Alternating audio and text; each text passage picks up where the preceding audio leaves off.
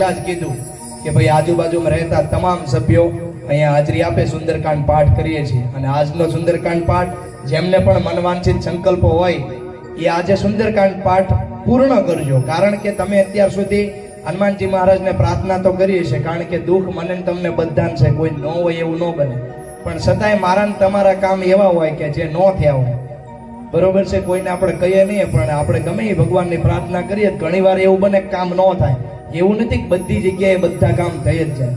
પણ આ કિષ્કિંધા કાંડ એટલા માટે જ આપવામાં આવ્યો છે, કારણ કે હનુમાનજી મહારાજને સંકલ્પ કરીએ તો એનામાં જે શક્તિ રહેલી છે એ એને યાદ નથી હોતી, એટલે જાંબવંતજી અપાવે. શું કામ યાદ નથી હોતી?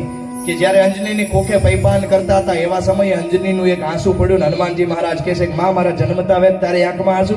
બોલે હા, સૂર્યનો ઉદય થયા ત્યારે હું તને મેળવી નહીં શકું, હું તને જોઈ નહીં શકું. બોલે એ સૂર્યને ઉગવા દઉં તો ને?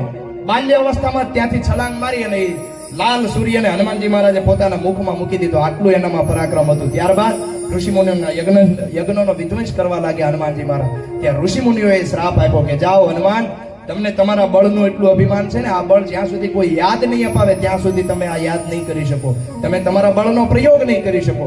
આ વાત જાંબવંતજીને ખબર હતી, એટલે જાંબવંતજીએ સમુદ્રના કિનારે હનુમાનજી મહારાજને આ શક્તિ યાદ અપાવી અને પછી હનુમાનજી મહારાજને રામના કાર્યની શરૂઆત કરી. કે રામ રાજ્યાભિષેક સુધી પછી હનુમાનજી મહારાજે ક્યાંય પાછી પાની કરી નહોતી.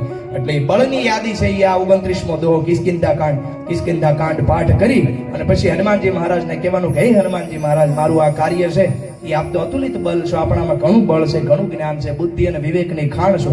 મારું આ કાર્યને તમારે કરવાનું છે, હું તમારા ચરણોમાં મૂકું છું. તમારે કરવું ન કરવું એ હવે જવાબદારી તમારી છે. આવું કહી અને હનુમાનજી મહારાજને 29મા દોહાનો પાઠ કરો.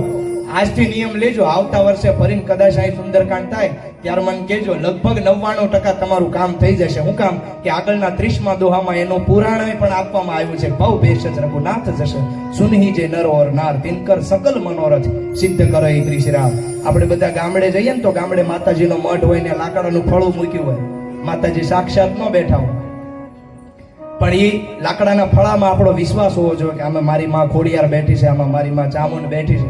એ વિશ્વાસથી આ નાવને તરી શકાય, આ ભવસાગરને તરી શકાય. બાકી આ કળયુગમાં રૂબરૂ ભગવાન ન આવે.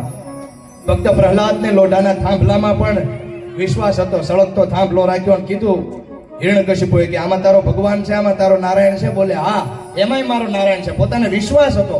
એ ડગ્યો નહીં, અનબદ ભરી લીધું. નૃસિંહ અવતાર એમાંથી થયો, પણ એનામાં શ્રદ્ધા હતી. તમે ક્યારેક શ્રદ્ધાથી, પૂર્ણ વિશ્વાસથી